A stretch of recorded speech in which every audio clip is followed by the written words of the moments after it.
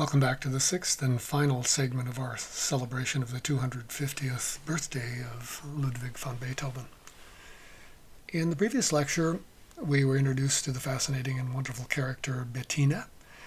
We learned of Beethoven's relationship and fascination with Johann Wolfgang von Goethe, and we heard some of Goethe's poetry set by Beethoven, as well as some of the incidental music for his drama Egmont.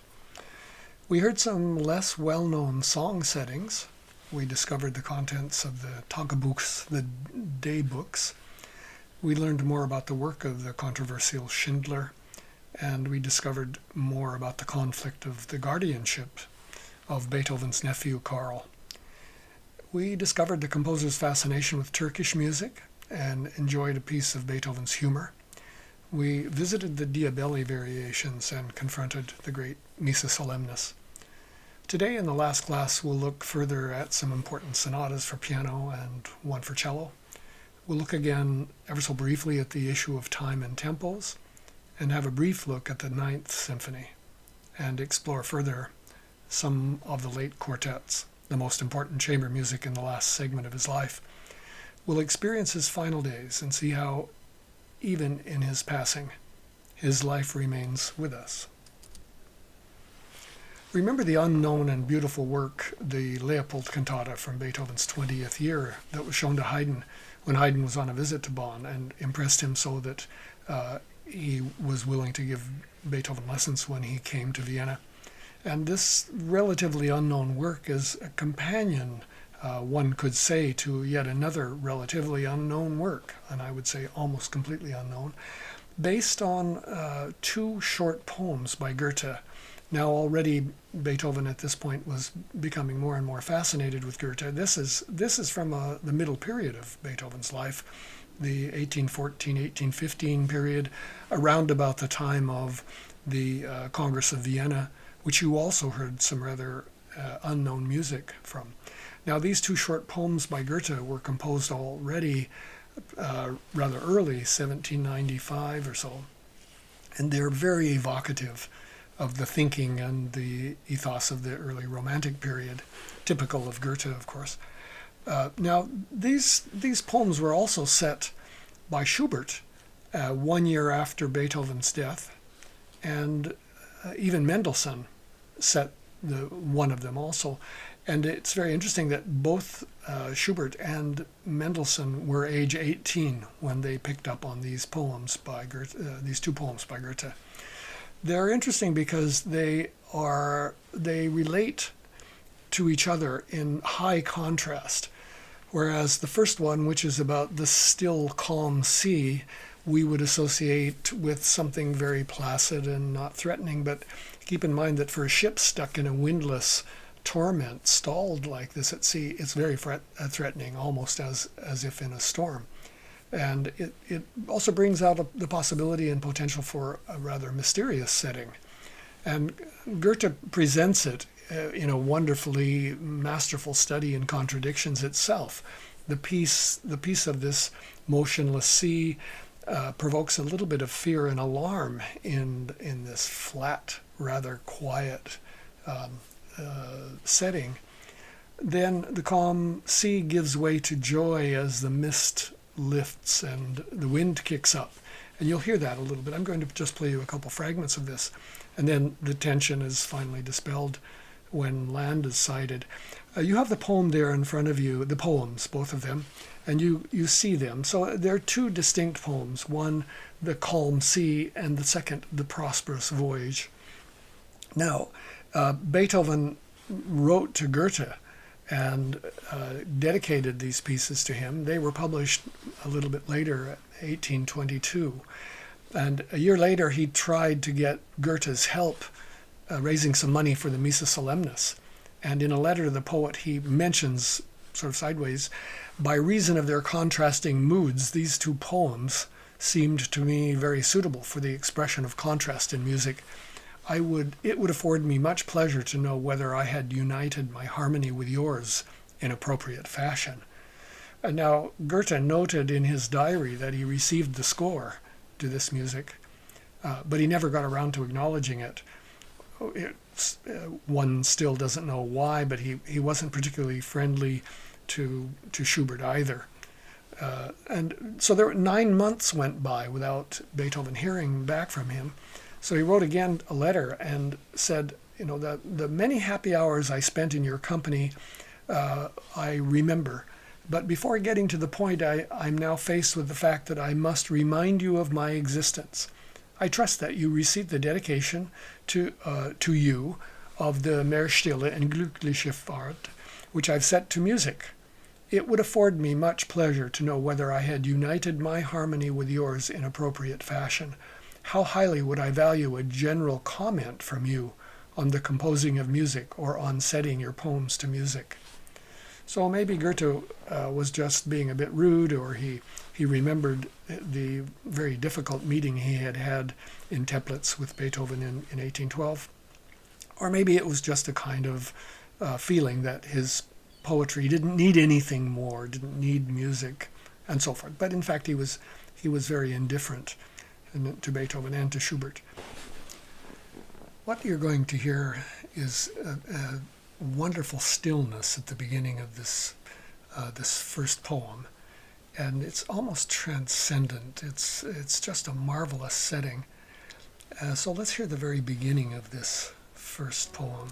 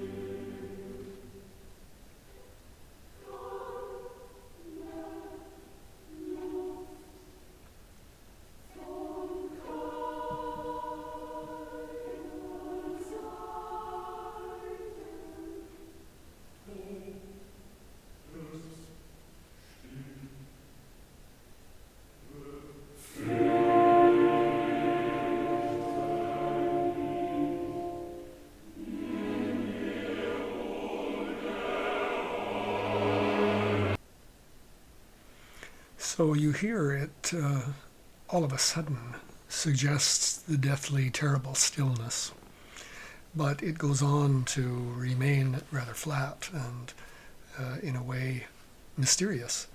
But then at the very end of this section, you hear the final chords of the Still Waters, and then the breezes suddenly arrive and the mood shifts. It's a wonderful change and a wonderful contrast.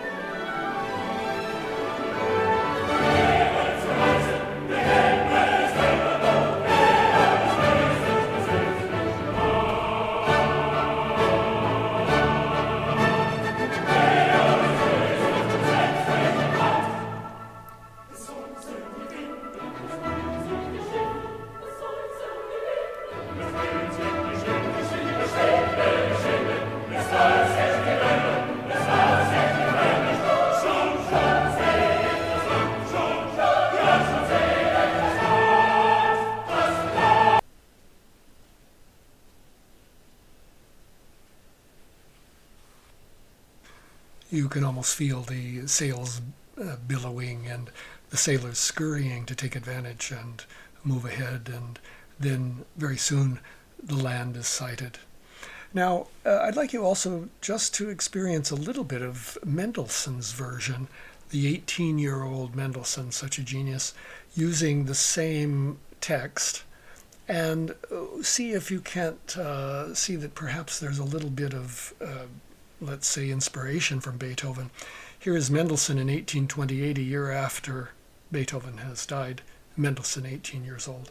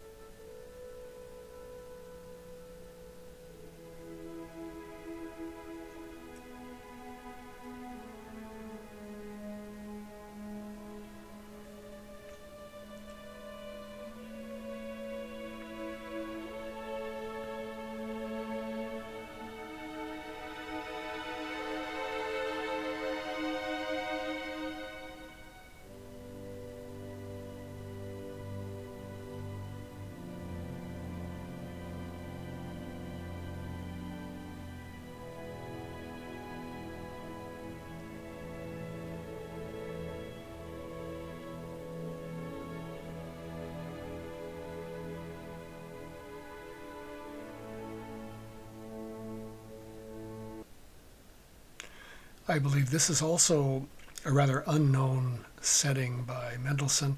I think it's also very interesting that not many years later, Mendelssohn, in this whole time of his life when he was rediscovering music and, for example, the music of Bach, he was reintroducing to the public. He also went to Goethe and tried to get Goethe interested in Beethoven's Fifth Symphony, which he didn't seem to take an interest in either. They're unknown and quite beautiful works, these two settings of Goethe.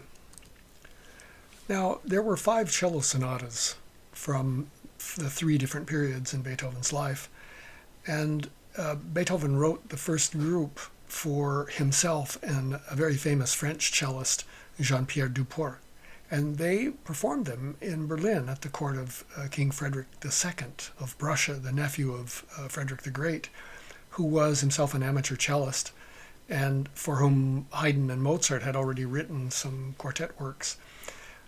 This was in 1796, so Beethoven was just roughly 25 years old.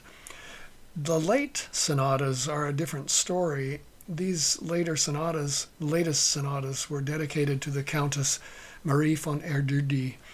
She had been a friend of Beethoven's from very early on, and she and her husband had invited Beethoven to spend the summer in 1817 at their country mansion. And at this time, as you remember, Count Razumovsky's palace had burned. And so the resident cellist from Razumovsky's orchestra also spent the summer there with the Erdődy couple. Beethoven had close contact with the cellist, and that obviously was an inspiration for these wonderful sonatas. The Opus 102 sonata here, I'd like you to hear a little bit with Pierre Fournier, this brilliant French cellist that I always loved hearing when I was a young student. Fournier was famous for his performing of the Bach cello sonatas. So here's just a little bit of the Sonata Opus 102, and I hope you'll make an effort to hear more of these sonatas. Again, this is music that one doesn't associate so directly with Beethoven as much as the quartets, for example, but it's lovely music.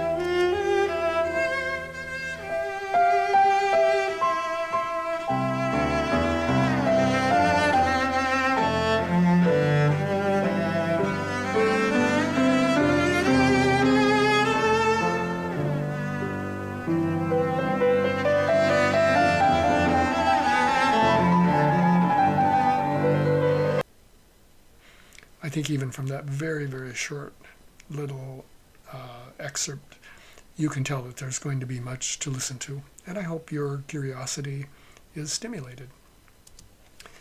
Now, further in Beethoven's late period, the music became more complex. The ideas were more kind of wide-ranging and maybe not so connected as one would expect. The treatment of the themes and motifs became more sophisticated and very, very intertwined and complex. And Beethoven also took advantage of the new expanded keyboard compass of the piano, the forte piano, It's interesting that he's known now as having really stimulated the makers of the emerging forte piano with a stronger frame and thicker strings and lower and higher range. So he was able to take advantage of this. This is also a period when he seemed to be taking on a deepening feeling for his own German heritage and appreciation somehow, in small ways perhaps. One indication was the way he was putting performance instructions into his works. Whereas before he would write something in Italian that would be an indication not so much about speed, but how it might be played. But now he's writing in German and writing what would be now translated as somewhat lively. And in this particular case, this first movement of this sonata with innermost sensibility. And he wrote in the last movement in German, swiftly, but not overly, and with determination. This is the Piano Sonata Opus 101 from 1816. So the beginning of the latter part of his compositional third period. So in 1816, he also had the idea that the piano had been invented by a German. And there just wasn't good information at that time to corroborate with those who knew that Cristofori, the Italian, was the father of the piano.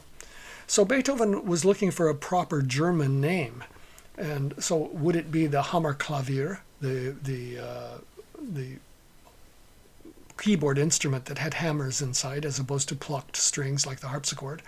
Or would it be the Hammerflügel, flügel meaning wing, and that means the piano was shaped a bit like a bird wing, and it's still known as a Flügel.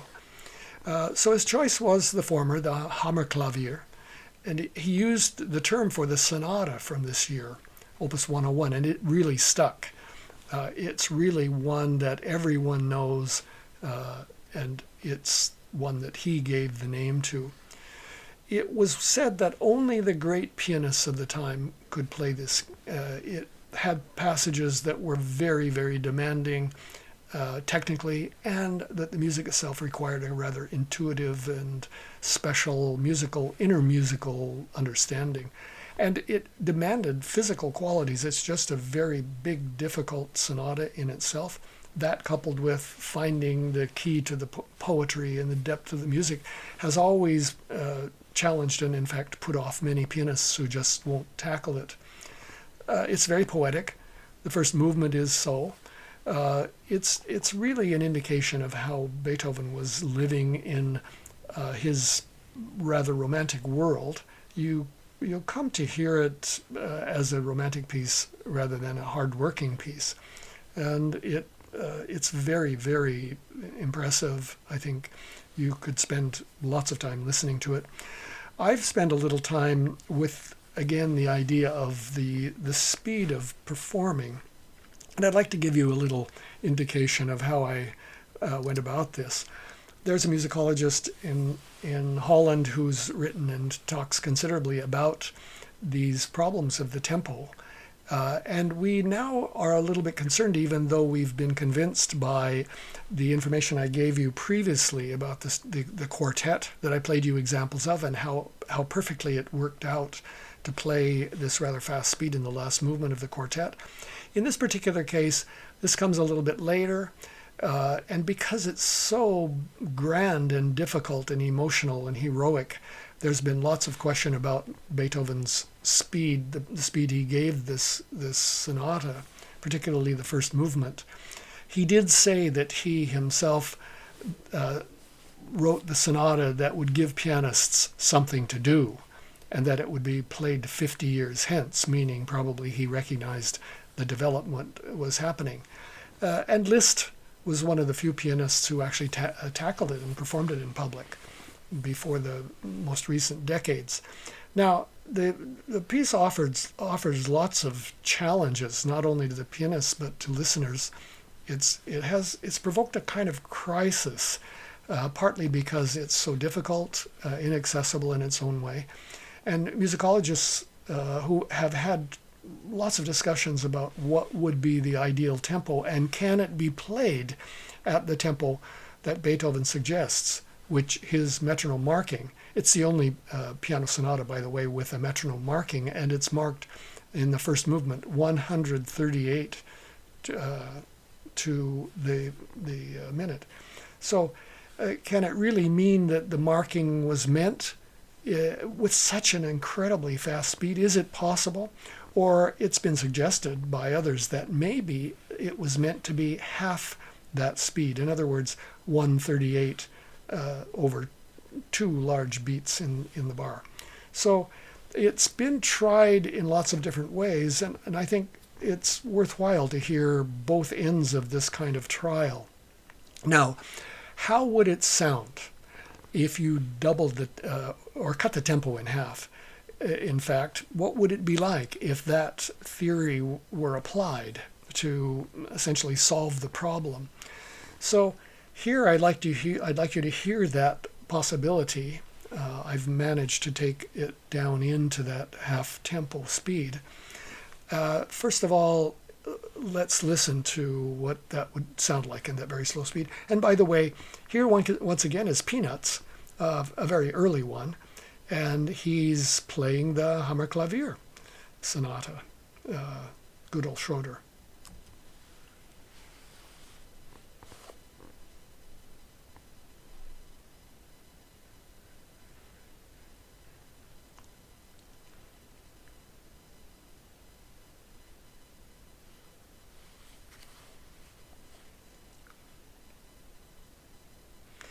Now, we've just been told that very likely what's happened is players simply cannot cope with the speed that Beethoven has suggested. So the other option is this half tempo. So here's what that might sound like.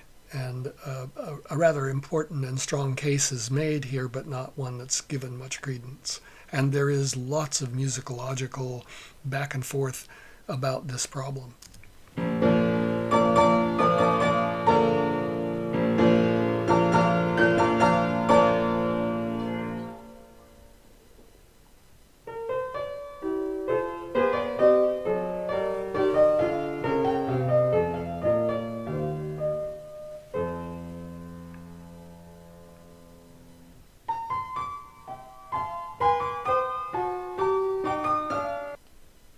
Now, the great pianist from the mid-century, Arthur Schnabel, tackled this tempo, and this is by no means a flawless attempt.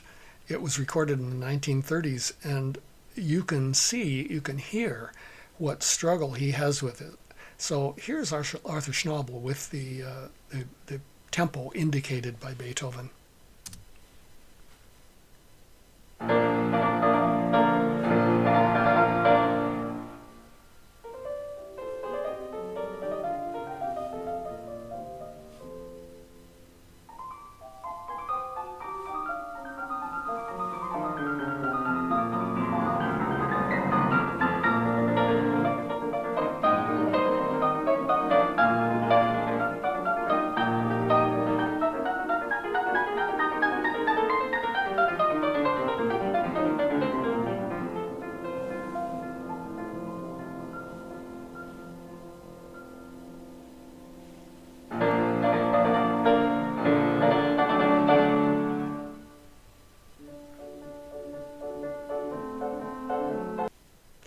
So from a sleepy, almost catatonic tempo to a frantic and uncontrolled one, the solution for many great pianists has to be a rather intuitive one.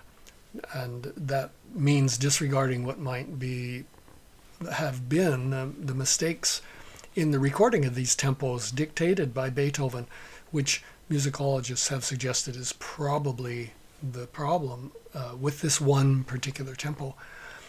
The sonata was dedicated to the Archduke Rudolph of Austria. You remember, the youngest son of Emperor Leopold II. He was a longtime friend and former student of Beethoven's, and Beethoven had originally planned that this beginning of this sonata would be a birthday song with chorus addressed to the Archduke, and the Latin words vivat Rudolphus Vivat vivat Rudolphus, long live Rudolph. You can hear the theme in the very beginning here. Now, I think this compromise that a great pianist would make is perfectly acceptable when a tempo is found that really gives the right idea and we can relate to without it being hectic, without it being frantic, and technically possible. Now I'm going to let you hear the same bit of music played by our great Canadian pianist, my former colleague at UBC, Robert Silverman, who recorded all the Beethoven sonatas twice and did the whole sequence on a number of occasions. So here's again what I would consider a wonderful, lovely compromise of what you've heard now in extra slow and extra fast.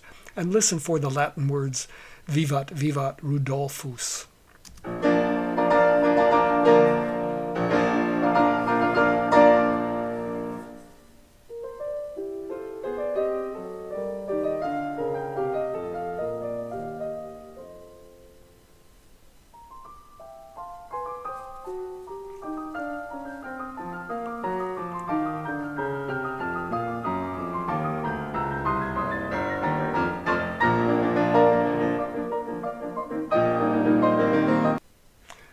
So could one really be satisfied after all of this with what you heard at first with the half speed? I'll let you hear once again, and I'll leave it with you to decide.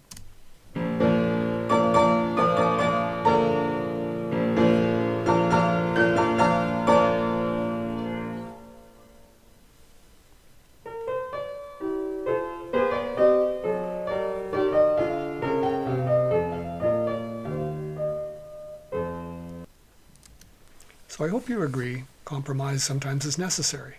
Now, musicologists further disagree about the tempos for the Ninth Symphony, particularly this Turkish march section. We talked a bit about before about the Janissary music, the influence from the Turkish music at the time. The metronome, late metronome numbers suggest that Beethoven might just simply have dictated the right number but the wrong unit, meaning that the tempo might mean half speed or twice speed or something of that sort, which would either put something like this march at an agonizingly slow tempo or maybe a march that we couldn't cope with. So I did a little experiment here. I used digital technology to speed the conventional performance up to Beethoven's tempo mark, which you're going to hear now. And I thought the Turkish march that you're going to hear actually sounds rather witty at Beethoven's speed. Now remember, this is one little fragment in the middle, toward the end of the Ninth Symphony, that we hear this Janissary band all of a sudden emerge from the orchestra of the Ninth Symphony. You hear the percussion instruments, and it begins with a bass drum and contrabassoon and so forth. So I went looking for a French or Austrian band marching at the right speed just to see if Beethoven's speed might work well for a march. And I stumbled, well, let's say I marched onto this band of the French Foreign Legion in an old clip. And so I give the results to you. First you'll hear the metronome with Beethoven's accurate marking, what he expected. Then you're going to hear Beethoven's music with the marching band and see if you think it works. And by the way, look and listen for the sounds in the orchestra for these percussion instruments, the cymbals, the drums, the bass drum, the triangle.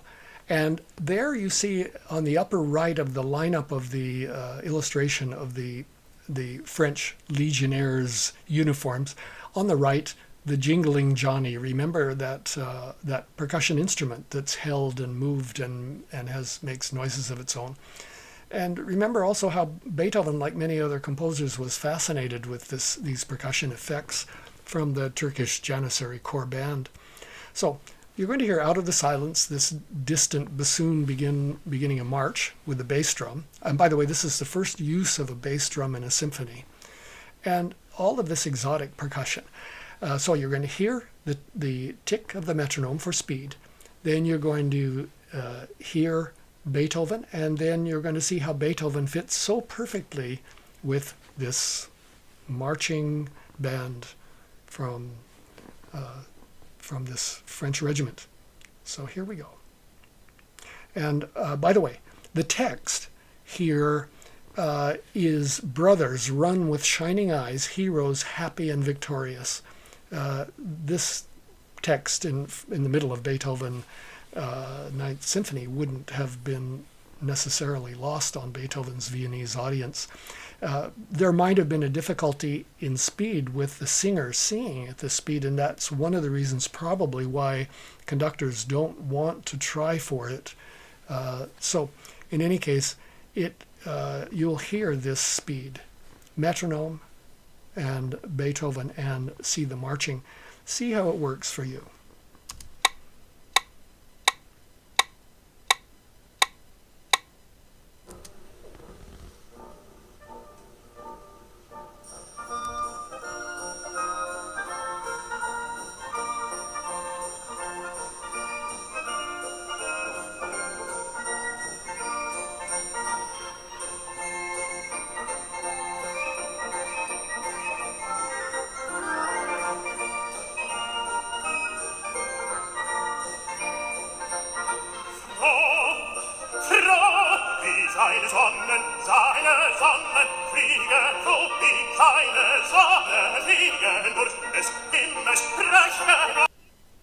So I think you can see that it's a perfectly easy march to cope with, and the singer does quite perfectly well with this speed. However, I would like also for you to hear one of my favorite conductors with the Vienna Philharmonic conducting the same little piece at metronome mark 60, and see if you don't find it comfortable and genial, and that it's possible to like a lot.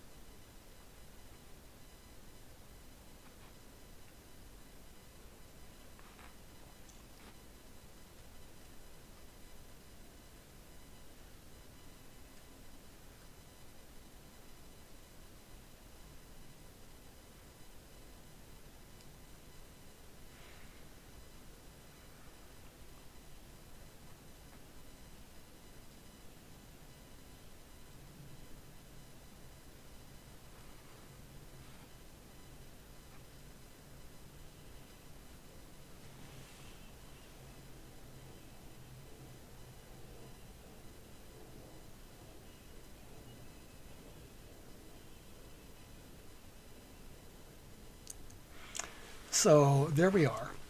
Now further to the Ninth Symphony, and I would like to explore it much further, but I know most of you know it, and one more little bit of information in it. Remember that the text from the Ode to Joy was written by Friedrich Schiller, who was one of the great writers, critics, and philosophers in Beethoven's time.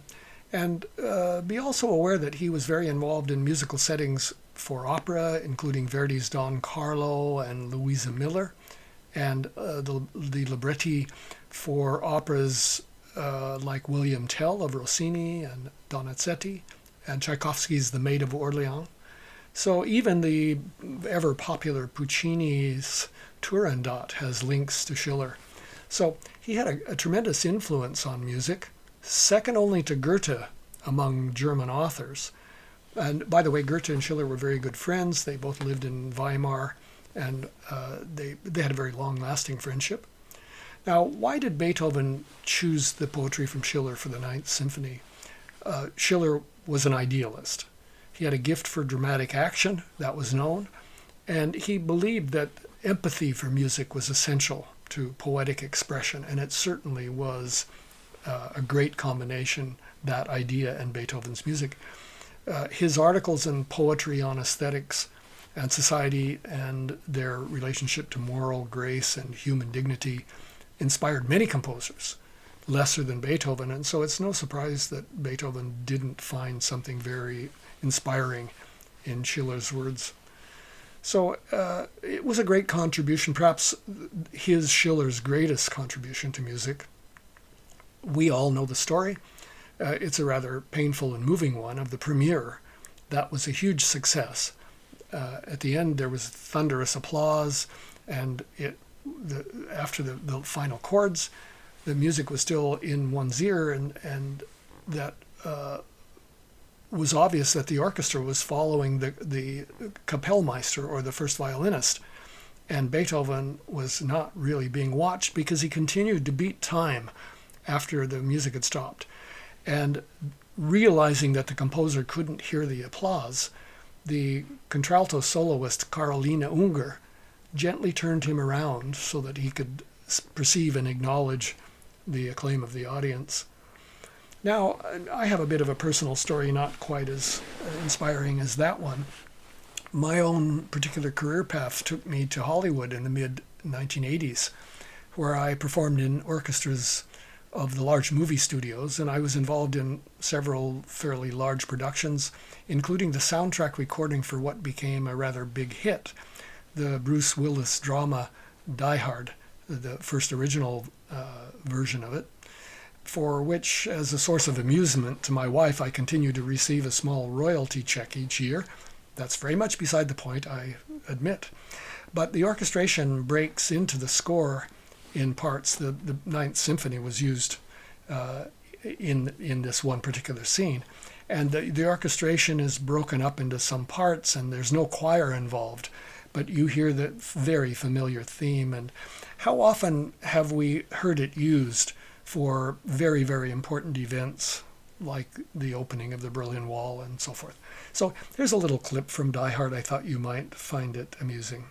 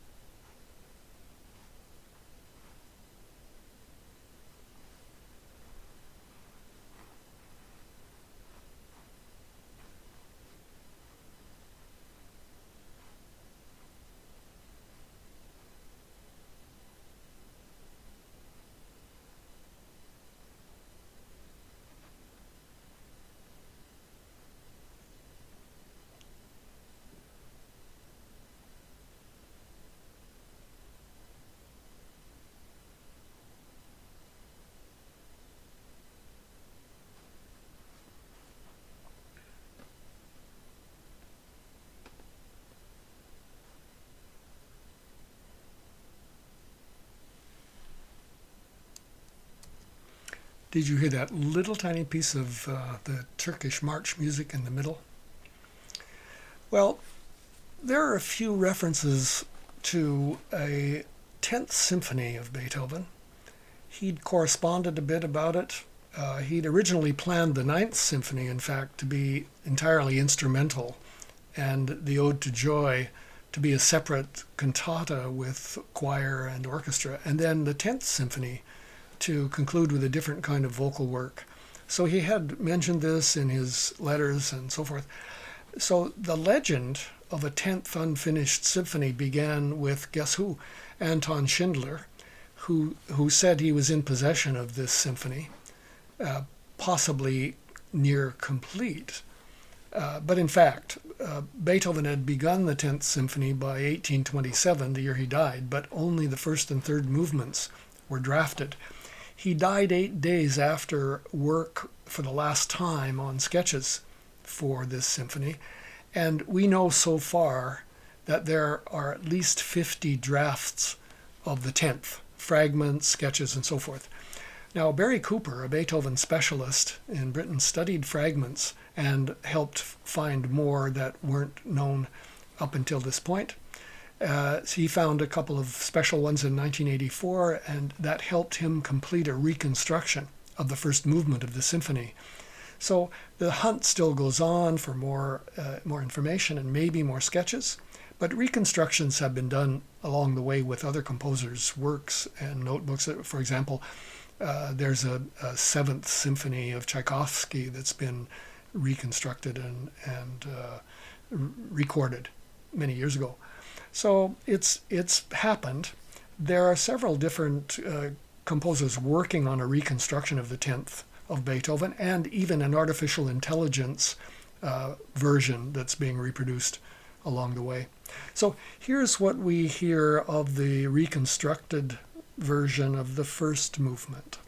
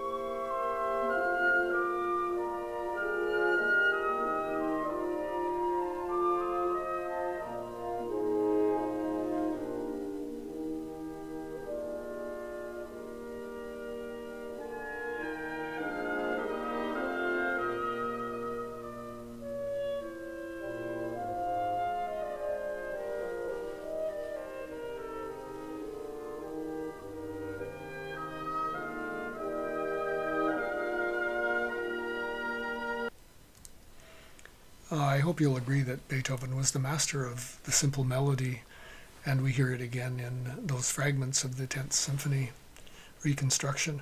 Now, let's speak about false news, or at least the tendency for information about Beethoven to always bear a bit closer look. On February 15th of 1819, a leading Dutch newspaper, the Nederlandse Stadcourant, reported that Beethoven had been seriously wounded when he was run over by a carriage.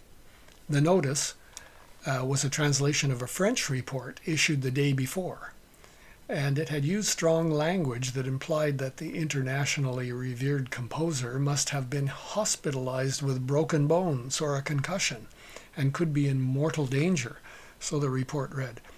Well, this is an example of the international children's game of telephone, where one person says something and then it's passed to the next, and it becomes successively exaggerated and so forth. So this report went the same way. The reports were exaggerated, they piled on, and finally the story became sensationalized to a great extent. The earliest report was from a journal in Frankfurt on the 29th of January 1819, and it was a bland account. It just simply said, the composer von Beethoven, because of his weak hearing, suffered the misfortune of being knocked down and injured. You see that there on your slide. It's possible even this was exaggerated, because there was also a version from a neighbor who reported an anecdote from another friend, we do have records of all of this, from around that time, in which the composer slipped and fell in the mud and furiously refused to let the laughing bystanders help him to his feet. That could very well have been the original story. So we do have to take with a grain of salt some of what we hear from Beethoven, and even some of what we read. And there is much to read and much to consider in the conflicting reports. Now, there was an early work with a very late opus number, some of you might have heard. It's titled at this point, the opus 129, The Rage Over a Lost Penny. And it's often played as an encore by pianists. It's a brilliant rondo. Despite the late opus number, it was composed in about 1795 or maybe as late as 1798. It was given a very late opus number because it was published quite a bit after Beethoven's death. Late in 1827, just after Beethoven died, there was an auction in Vienna where his belongings and some manuscripts were being sold, and a publisher bought some of these manuscripts and found this piece with an inscription on it that read, now translated into English as Rage Over a Lost Penny, Romping in a Caprice. And that had been written on the manuscript. And it's a cute scenario, but it doesn't have any documentation. The trouble is, this writing was not really seen, and in fact, the manuscript, which I'm going to show you, is in Beethoven's hand. This other writing was in fact Schindler, very likely footloose and fancy-free because he had access to these manuscripts before they went on sale. Probably was, again, forging the document, changing and adding a little tidbit that might add something to Beethoven's story. Because Beethoven had put a title on this piece that's not nearly as, let's say, fascinating. He wrote in Italian, Rondo alla Ungherese quasi un capriccio, which translates to a rondo. Do you remember the rondo? I hope you do. The rondo in Hungarian style, almost a caprice. Now, Hungarian music was synonymous at that time with gypsy music and a little bit exotic, so Beethoven was just throwing a little, let's say, ethnic interest into this piece. And he provided it with a rather hasty title. So Beethoven wrote this piece when he was still taking Vienna by storm as a virtuoso performer. So here is the rondo played as in this particular concert as an encore. And you can hear the rondo as you remember the A, B, A, C, A, D form. Just listen and see if you can imagine Beethoven playing it or perhaps even improvising this piece.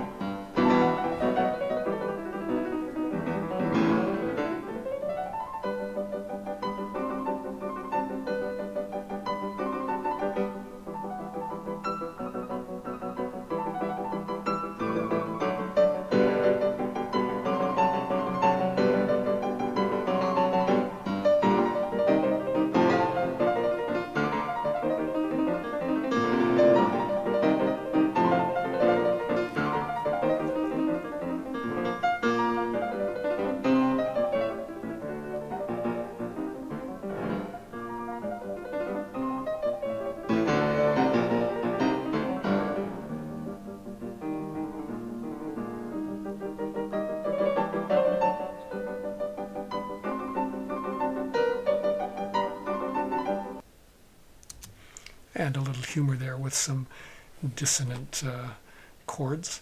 But it's Beethoven all the way, and it's fairly well known, let's say, piece that a good pianist might have to just pull out and play as requested. Now, headlines in The Guardian in London a few years ago said this: Sotheby's auction house has criticized an academic who questioned the authenticity of a Beethoven manuscript for sale, claiming that the ensuing row over its legitimacy meant it failed to sell at an auction. So in fact, the auction house Sotheby's is holding an academic responsible for claiming that this wasn't really a Beethoven manuscript. And this went on for some time. Now, the academic happened to be Professor Barry Cooper, whom I just mentioned regarding the 10th Symphony, very well known and very respected. And he was adamant that the document was not in Beethoven's hand, and he was asked to come and look at it in London. And he said, I simply don't need to. He saw the photographs, and he said, it's very clear that it definitely is not. Now that you've looked over many sketches and manuscripts, you might understand why also that Barry Cooper had no doubt. So you can compare it here. I'm going to let you have a look at here. First of all, you're looking at the Lost Penny manuscript, and you see up in the left-hand corner where Beethoven gives his inscription about it being a Hungarian rondo. The score of the piece that came for sale looks like this. So if you see side by side, you can make out some very strong differences. This handwritten score was expected to fetch up to £200,000 at that auction, but it didn't sell at all. It's probably from the time of Beethoven and might very well be a Beethoven piece, but it's certainly written by a copyist, maybe an attempt to copy Beethoven's handwriting, maybe not. But you can see directly that Beethoven doesn't waste any paper. he starts right over at the very left-hand edge of the music staff, whereas the fake manuscript has an entirely different style. Now, I wouldn't accuse Schindler in this particular case, but in fact, it's definitely an attempt to sell a fake. But I have to say that to his discredit, Cooper tried to buy it for the university at a reduced rate. They didn't sell it to him. In 2003, the manuscript of Beethoven's Ninth Symphony sold for almost 3 million euros. Now, the Prince Nikolai Golitsyn, the Russian aristocrat and an amateur musician, commissioned 3 great string quartets, Opus 127, 130, and 132. This is very late. He'd lived for a while in Vienna and knew the music of Haydn and Mozart and Beethoven, and he played the cello. His wife was an accomplished pianist, so he had a distinguished music interest and background. He wrote to Beethoven in French from St. Petersburg and said, being a passionate amateur and an admirer of your talent, I'm taking the liberty of writing to you to ask if you would be willing to compose 1, 2, or 3 new quartets. I shall be delighted to pay you for the trouble, whatever amount you would deem adequate. And Beethoven agreed, of course. This was late in his life, and his income was definitely shrinking. So he agreed to a fee, and the prince acknowledged the fee, but in fact only paid for the first quartet and never somehow managed to come up with the rest. It was finally settled, this debt, but quite long after Beethoven died and the matter was taken up by Beethoven's heirs. It didn't get settled, in fact, till 1852. But Beethoven was rather forgiving in all of this. The prince was the one who helped arrange the sale of the Missa Solemnis to the Russian court and arranged the premiere of it in St. Petersburg in 1824. So this all coincided together. Now, the middle movement of the Opus 130 is a very special case. Its character is very, very important. It deals with, in a way, one sees folly, human conceits, frailty, vulnerability, and points out very, very touchingly and wonderfully love and how difficult it is to communicate these inner states. It's a deep and powerful, rich movement, full of loneliness and isolation on the one hand, and infinite tenderness and empathy. It's just a beautifully unsettling piece. It was chosen for this gold disc that you see in your slide. This gold disc was inscribed and recorded with data chosen to represent life on Earth and some of the greatest achievements of mankind. And it was coded in some special way that was agreed that possibly if it was ever found by any intelligent civilization that might intercept it, it would enlighten life on Earth. So it was put in the Voyager probe, the unmanned Voyager probe in 1977, along with some other recorded sounds and language and so forth. But this was the piece of music that went to represent the great civilization on Earth, this middle movement called the Cavatina, this simple work. So it represents, in a way, Beethoven at his best and at his most difficult. In the middle of this movement, Beethoven marks a passage in German, beklemmt, or oppressed and anguished, stifled. The musical language is inadequate, and Beethoven struggles with it, you can tell. It's just a marvelously expressive and difficult and deeply feeling work. Now, this movement is one of the quartet. The final movement that Beethoven had chosen for it was a great fugue. And this music at the time was just almost terrifying in its force. It had hardly any boundaries. It was chaotic. It was just very difficult. And the publisher was so confused by this fugue and had found it so difficult, he convinced Beethoven to remove it from the piece. The premiere of the quartet included the Great Fugue, but Beethoven was convinced to take it out, which he did, and he substituted for another movement, which was the last thing he wrote, last big serious thing he wrote. And the fugue, the Great Fugue, now stands by itself as an individual published composition. And it's a wonderful piece by itself, which I'm going to let you hear a bit of in a moment. But first, this incredibly probing and beautiful cavatina, which is just a little simple song, the cavatina. And you're going to hear this middle section where there is so much passion and emotion.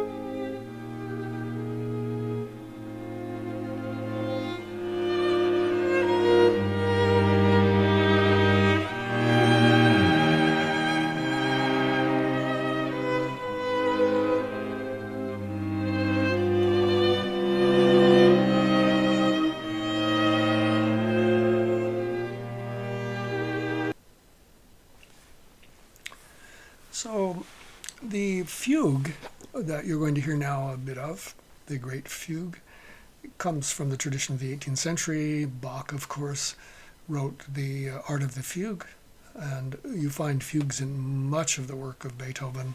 The cello sonata we just spoke about, and the piano sonata, Opus 111, the Diabelli variations, the Missa Solemnis, all have fugues.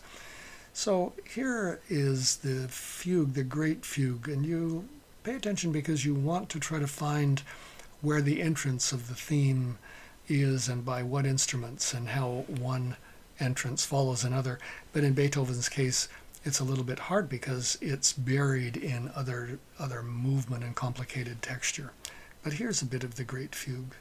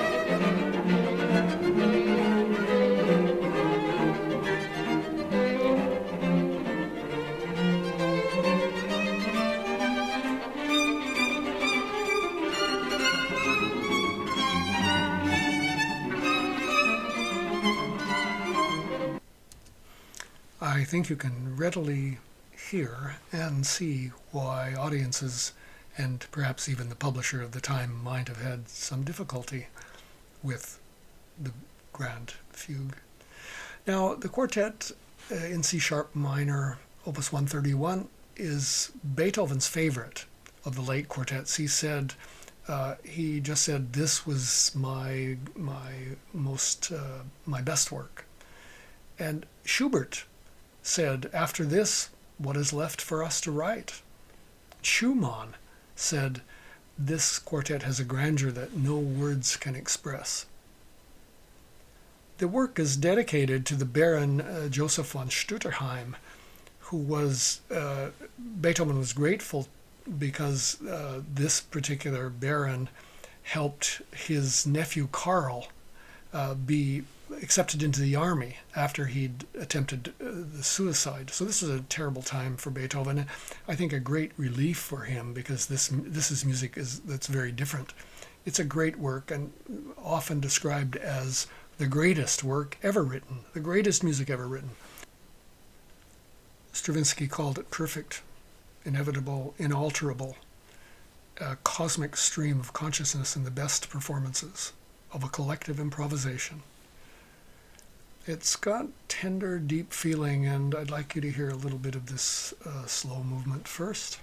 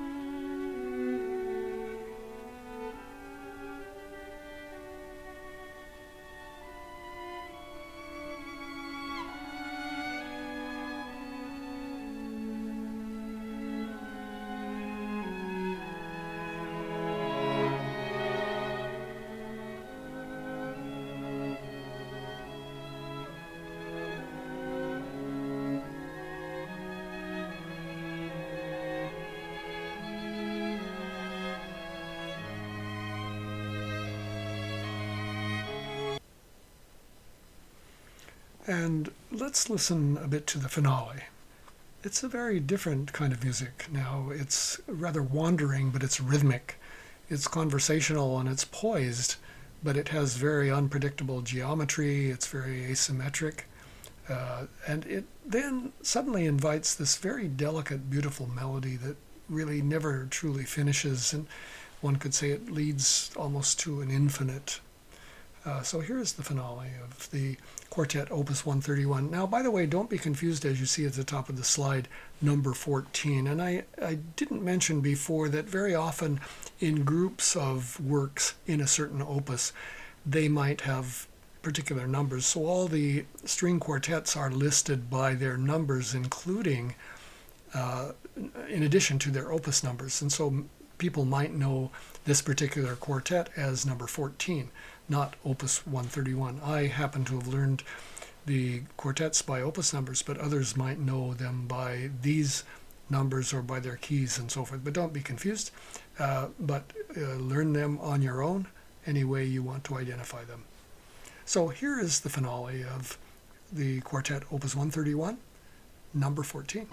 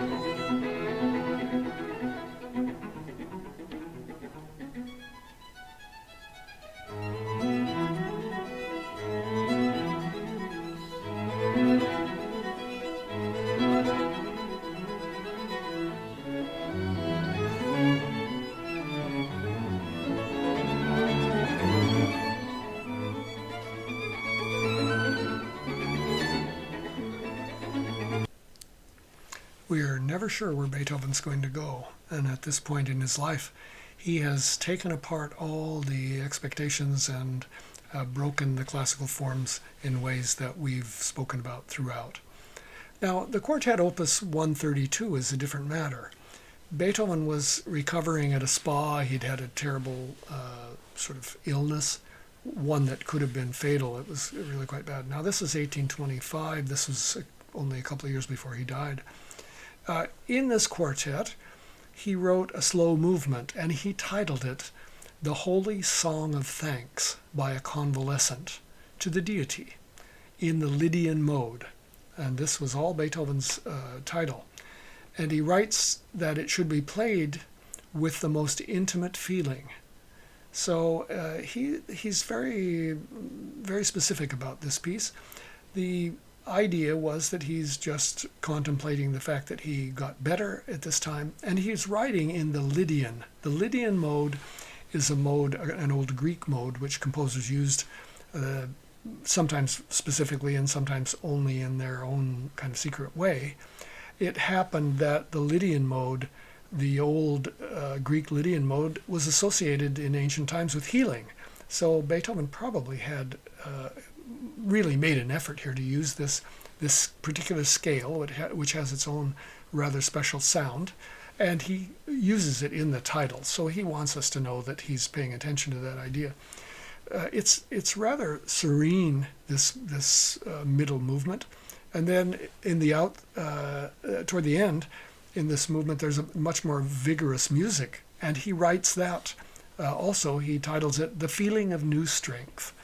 So he's really given some thought to this and wants the listener and the players to know what he's writing, and he's titling this music not just for the players, but he knows that eventually this information is going to get to the listener.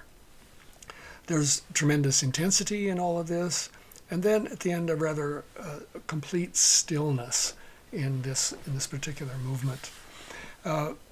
One could say this is a great example of the great healing power of music in times of difficulty and strife. A very interesting little side note here. When the great Hungarian composer Béla Bartók was nearly expiring with leukemia in 1945, he quoted this particular piece, the Heilige Dankgesang, the Holy Song of Thanks, in his last piano concerto. So here is the Heilige Dankgesang.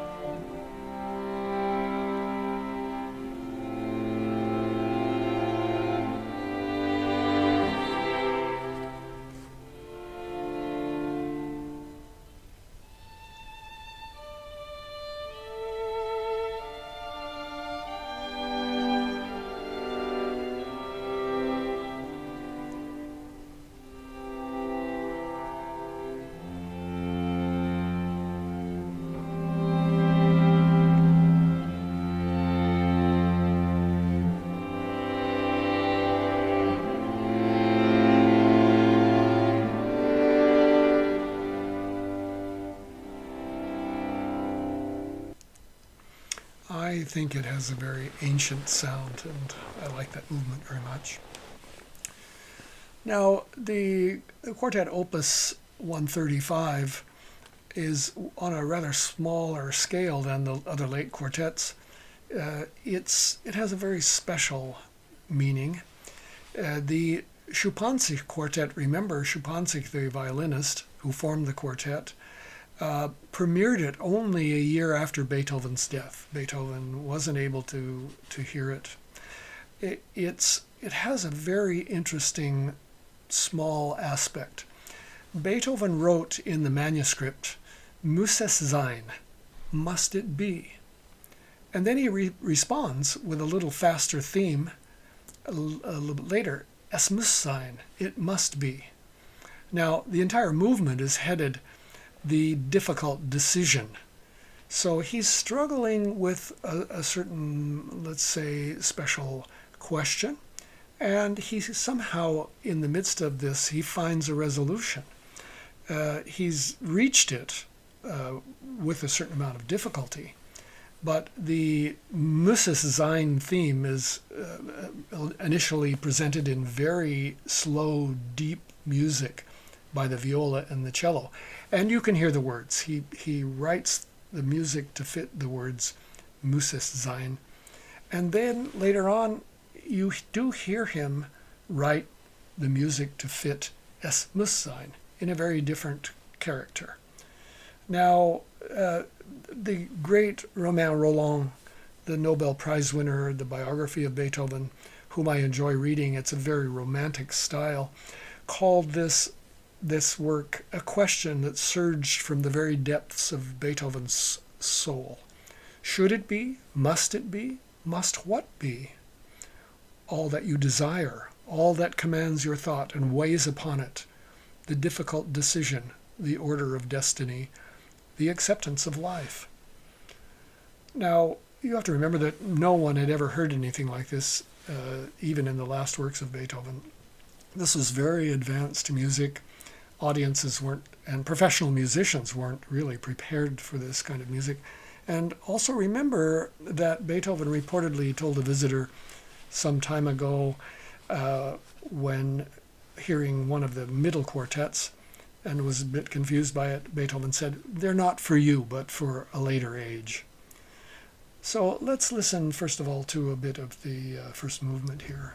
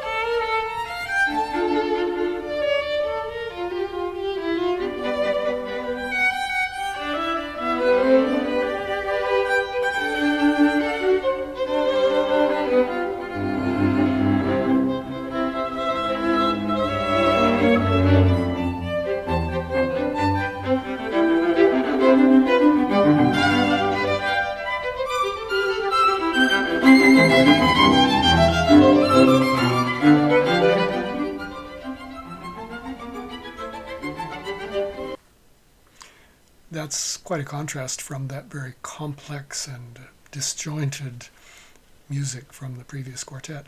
Now, here is the movement with the two statements, the question, muss es sein, and the answer, es muss sein. And you can hear it very clearly. The music changes rather abruptly. You can hear it when the answer is given.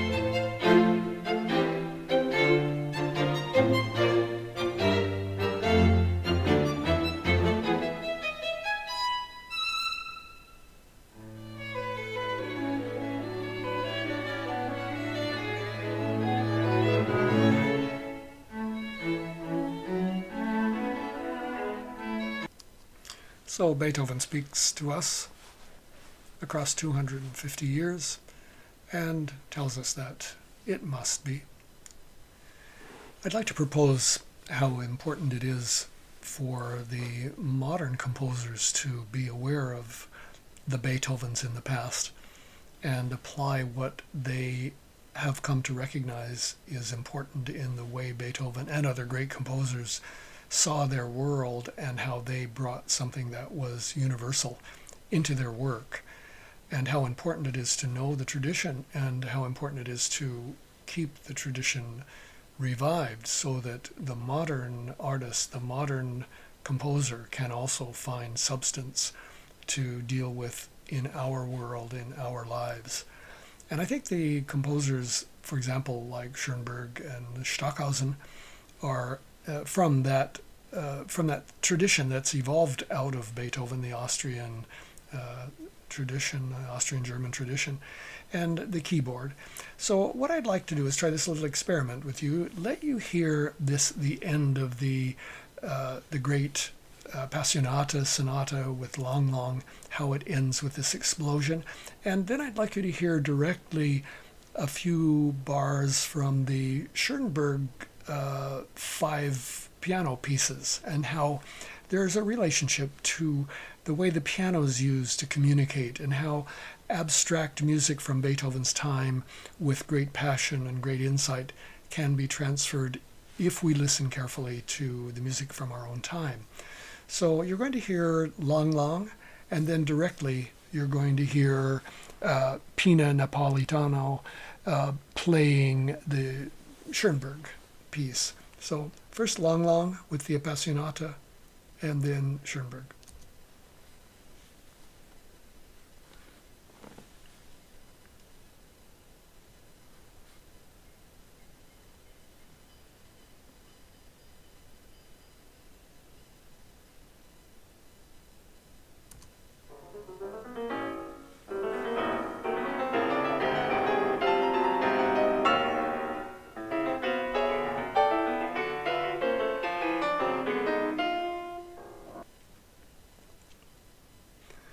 And along the same lines, you're going to hear now a little bit of the sonata, Opus 10, with Daniel Barenboim.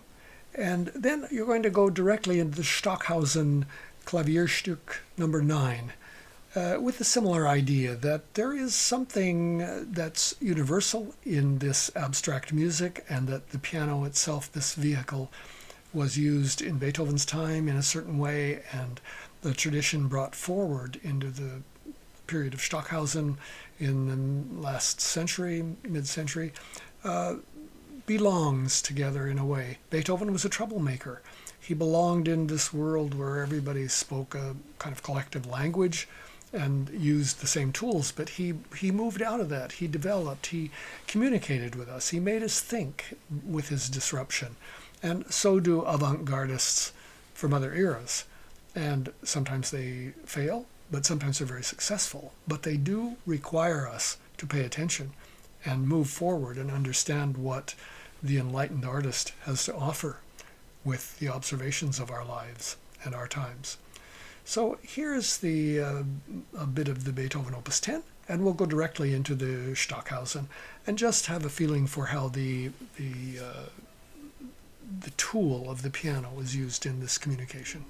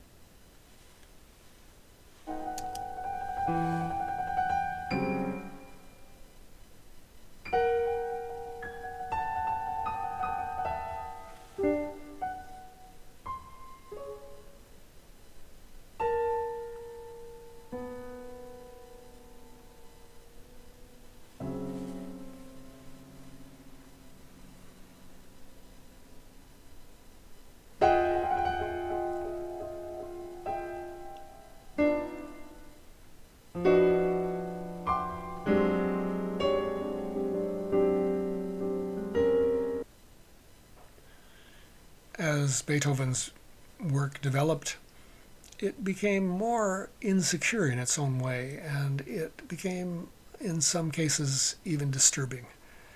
And that was because he just simply saw more and revealed more and led us further into questions that were in some ways unresolvable, but needing to be examined.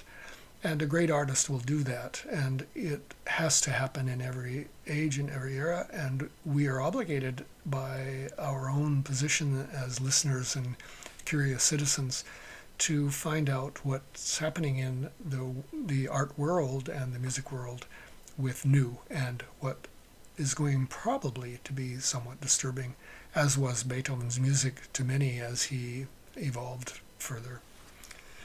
So we're very fortunate to have this tradition and a linkage to our own time.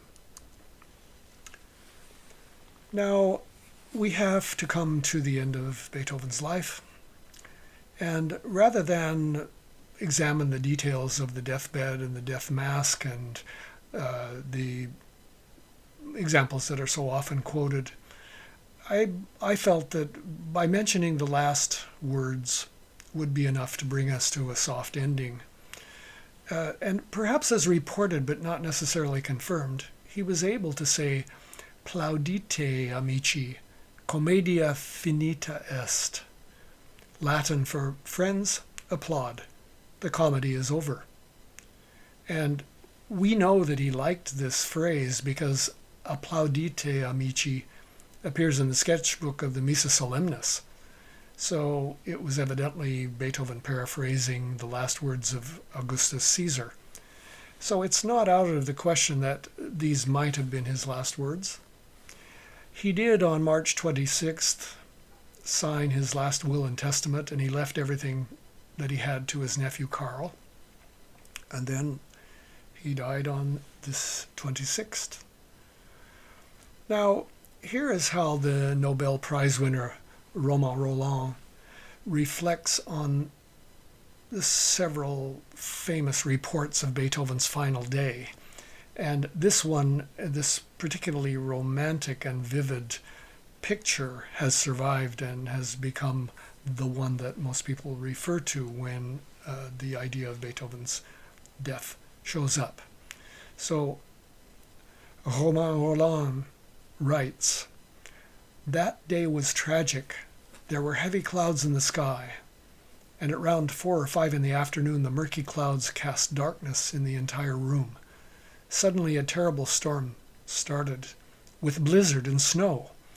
Thunder made the room shudder, illuminating it with cursed reflection of lightning on snow. Beethoven opened his eyes and with a threatening gesture raised his right arm toward the sky with his fist clenched. The expression on his face was horrifying. His hand fell to the ground, his eyes closed, and Beethoven was no more." Now, that very romantic and descriptive idea has been passed down to us, and we can certainly imagine it. And I think we can let it stand. Now, as far as the last words go, there are what I believe would be my choice for the last words. This is another reported version that there was some news as Beethoven was on his deathbed, and the news was brought to him from the south shores of the Rhine River, and that happened to be his favorite wine area. And the news was his editor had sent him a case of wine, and Beethoven responded, "Pity, pity, too late." Now, I'd like to carry on with Romain Rolland. He wrote this lovely setting, which I would like you to read on your own, and I'll give you some time to do that. You'll find it also in your PDFs from the course. But rather than my reading it, I think it's appropriate that you read it silently, and in the background, you're going to hear some music that was played at the funeral. And if you remember Ignaz von Seefried, who was the page turner in that wonderful description of Beethoven playing without half the notes on the page and only nodding to give Seyfried trouble as the page turner. Seyfried turned out to be a very, very important composer and concert promoter, and he's really actually quite well known and had very much to do with the music of the funeral. And he wrote this piece that he actually wrote as as a finishing of the unfinished ending of Mozart's Requiem. So this is Seyfried's piece, and I'll let it play and give you enough time to read through this lovely roll-on piece.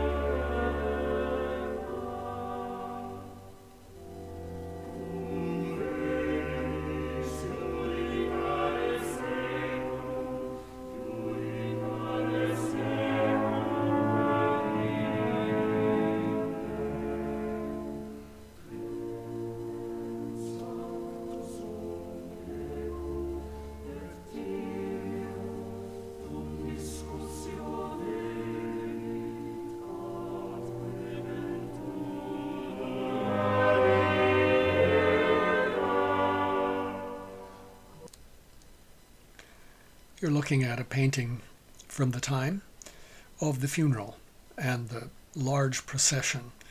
It's passing by the house where Beethoven died from the church where it started. There was an estimate of the crowd, and it varied, but it varies with no fewer than 10,000 to possibly 30,000 participants. Theaters were closed, and many notable artists and musicians participated in the funeral procession as pallbearers or torchbearers, and they included Hummel, whom you've heard from, and Carl Czerny, and even Franz Schubert. And it was agreed that it was a very difficult procession because there were so many people.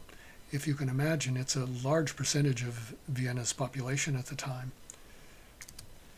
Here you see the traditional invitation, which still in many European countries one can see posted around a village. If there's been a death, it always looks something like this, white with a black type with a black border around it. It can be poster sized, and it can be also small cards given out. This particular one was given to Beethoven's friends and probably plastered all over Vienna, and it gives a little bit of his details, his birth and death dates and so forth, and then all the information about where the crowd will be gathered for this procession. Now, if you look down in the very left corner, you'll see at the head of the procession some instrumentalists, and in fact they are trombone players. Here is a blow-up, and below this enlargement you can barely see, but with a very big enlargement you can see the 4 trombone players, and these were very important in this whole ceremony, because Beethoven had written some music for trombone players early on, and that music was incorporated into both the procession and the burial. Now, I found a very interesting discovery. I found this publication that was made in the 1880s that essentially talks about Beethoven's funeral. It's published in London, and it includes a couple of small pieces, including the work by Seyfried. But the title page, the interior page, is full of detail about the funeral, which talks about the oration, and it talks about who was there, the music that was used, very, very much in detail about what happened. Here's a little bit of an enlargement from that page. And you'll notice that it speaks about, in the middle, the trombone performers and the leader of the choristers and so forth. And it talks about this ambulating orchestra, was followed by the high priest and so forth. And it talks a bit about the music that was played. So here we're going to hear an orchestral version of Beethoven's the slow movement from the piano sonata in A flat, opus 26, which was in fact mentioned that it was used, and when they passed Beethoven's house, this music was played along the way. So here's what that would have possibly sounded like, although it might have only been played by the trombones or a wind band. But this is the orchestral version, and perhaps there was a small orchestra involved.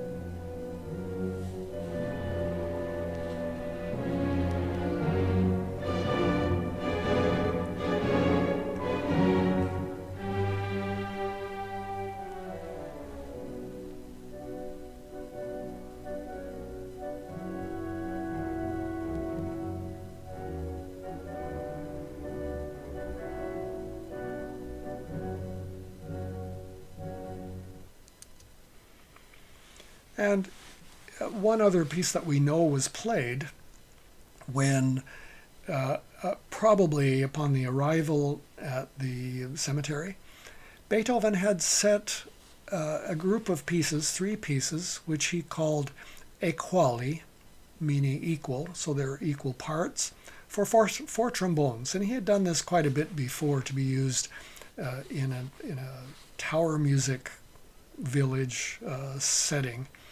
And they weren't very well known by the public. They weren't played as public pieces, but they were known to the small circle around Beethoven, and Seyfried was assigned to put words to them, to one of them. And the words that he used were the Latin words miserere from the Mass.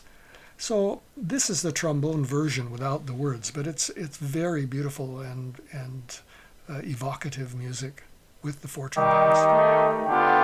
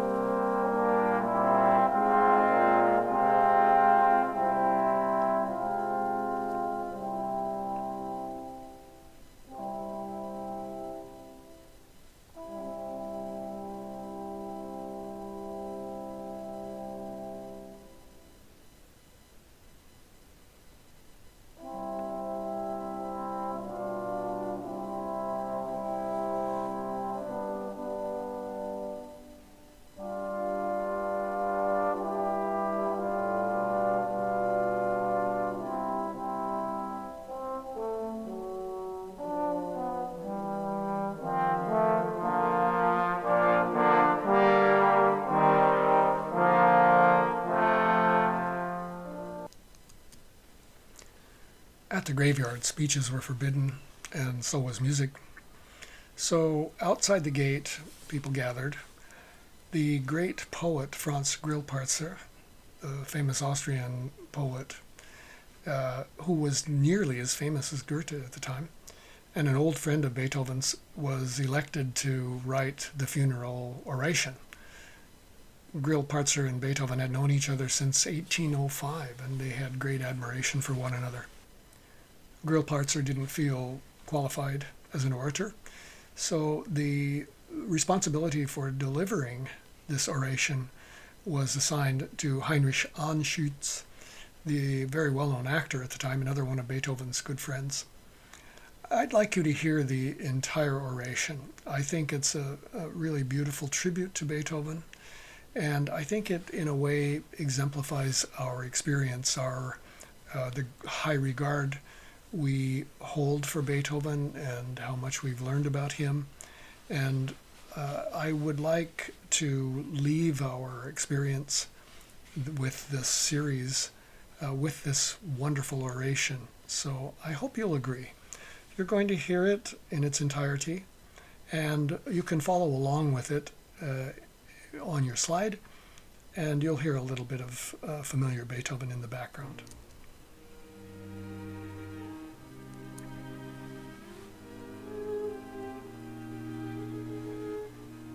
We who stand here at the grave of the deceased are in a sense the representatives of an entire nation.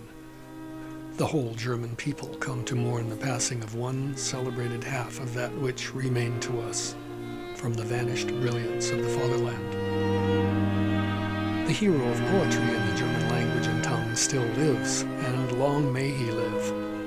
But the last master of resounding song, the gracious mouth by which music spoke, the man who inherited and increased the immortal fame of Handel and Bach, of Haydn and Mozart, has ceased to be, and we stand weeping over the broken strings of an instrument now stilled. An instrument now stilled, let me call him that, for he was an artist, and what he was only through art.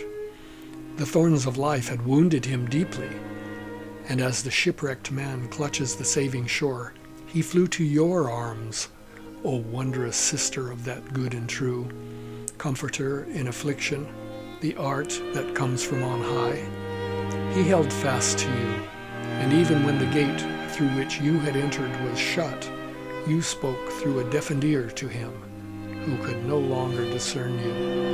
And he carried your image in his heart, and when he died, it still lay on his breast. He was an artist, and who shall stand beside him? As the behemoth sweeps through the seas, he swept across the boundaries of his heart.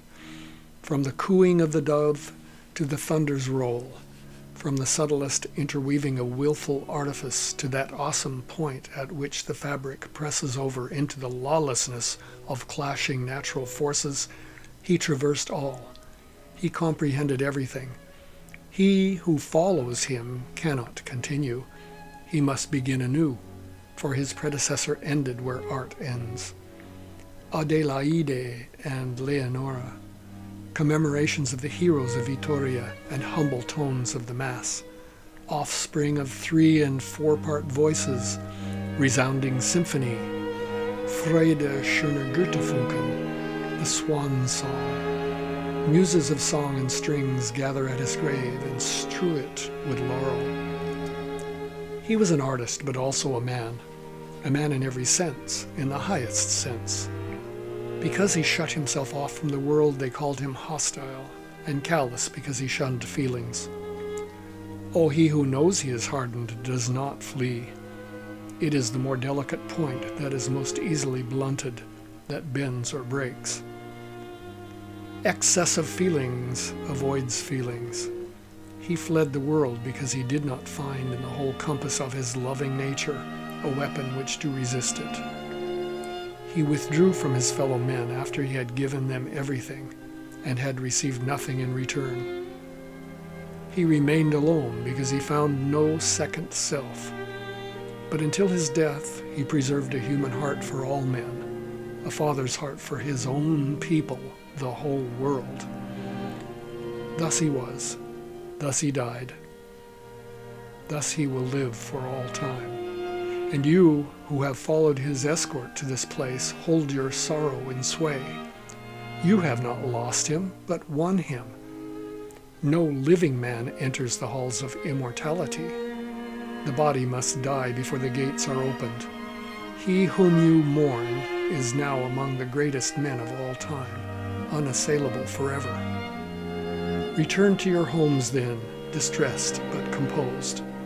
And whenever during your lives the power of his works overwhelms you like a coming storm, when your rapture pours out in the midst of a generation yet unborn, then remember this hour and think, we were there when they buried him, and when he died, we wept.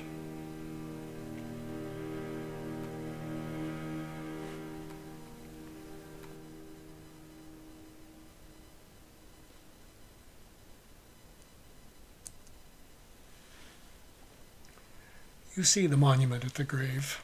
It was originally buried in this the cemetery in Waring, although his remains were moved in 1888 to the Vienna Central Cemetery. Beethoven is a unique and special, singular individual in the history of music. It's a dazzling, huge force that he brought to the surface. He himself was responsible for forming entire institutions. The professional orchestra arose in large measure as a vehicle for repeated performances of his symphonies and those that came from others. The art of conducting developed because it was needed. The modern piano evolved to meet his demand for a more resonant, stronger sounding and more flexible instrument. The first commercial 33 1/3 RPM LP, you remember vinyl, in 1931 contained the Fifth Symphony, and the first generation CDs, compact discs, were fixed at 75 minutes so the Ninth Symphony could be accommodated. After Beethoven, the concert hall came to be seen as a place for artistic merit and not meandering entertainments, and listening underwent a fundamental change. One had to lean forward and listen closely to follow Beethoven's dense, driving scripts and be affected by them. These were works and remain as works to be played again and again, listened to again and again, and appreciated as one ages and one becomes more aware of the meaning and content. Beethoven was the composer of a certain time, from the revolutions of 1848 and 49, when the performances of symphonies were associated with the longing for liberty, the Second World War, when opening notes of the Fifth Symphony were linked to the short, short, short, long Morse code for V as in victory, and in 1989, when Leonard Bernstein conducted the Ninth Symphony near the fallen Berlin Wall. We have much to thank Beethoven for throughout. And it was his imagination that brought him and us to this territory previously undiscovered, unacknowledged, and denied. We are given a great opportunity with the music of Beethoven, and we owe him great gratitude. Remember that Grillparzer said, "The last master of resounding song, the tuneful air of Bach and Handel, Mozart, and Haydn's immortal fame is now no more. The harp is hushed. He was an artist, and who shall arise to stand beside him? He was an artist, and thus he was, thus he died, and thus he will live to the end of time." Thank you for joining me. I look forward to having the pleasure of your company again soon, and I hope you've appreciated this series, and I hope I hear from you about how it might have affected you, enlightened you, and perhaps even transformed your appreciation for the great Ludwig von Beethoven.